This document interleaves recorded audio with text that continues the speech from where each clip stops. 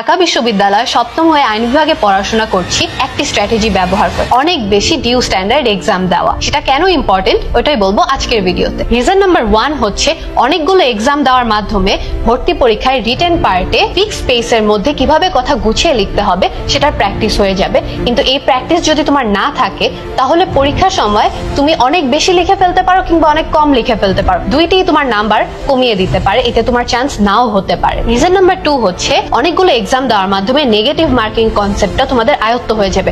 আমরা কিন্তু এতদিন পর্যন্ত এমন কোনো এক্সাম দিয়ে আসিনি যেখানে নেগেটিভ মার্কিং ছিল। এসএসসি এইচএসসি ও অ্যাডমিশন পরীক্ষার একটি মেজর ডিফারেন্স হলো নেগেটিভ মার্কিং। তোমার যদি এই প্র্যাকটিস না থাকে তাহলে ভুল প্রশ্নের উত্তর দাগানোর কারণে তোমার নাম্বার অনেক কমে যেতে পারে। Third and most important reason হচ্ছে অনেকগুলো এক্সাম দেওয়ার মাধ্যমে তোমার টাইম ম্যানেজমেন্ট আয়ত্ত করতে পারবা। এতদিন পর্যন্ত আমরা প্রতিটি এমসিকিউ অ্যান্সার করার জন্য 1 মিনিট সময় পেতাম, এখন 45 সেকেন্ড করে সময় পাবো। এই 45 সেকেন্ডে পড়া মনে করে দাগাতে না পারলে তোমাদের মার্কস অনেক কমে যাবে। এছাড়াও ইজি এমসিকিউ গুলো যদি জলদি অ্যান্সার করে ফেলতে পারো তাহলে কনফিউজিং ও কঠিন এমসিকিউ গুলো অ্যান্সার করার জন্য পরে বেশি সময় নিতে পারবে। সো বুঝতেই পারছো ঢাকা ইউনিভার্সিটিতে চান্স পাওয়ার জন্য এক্সাম দেওয়া কতটা ইম্পর্টেন্ট।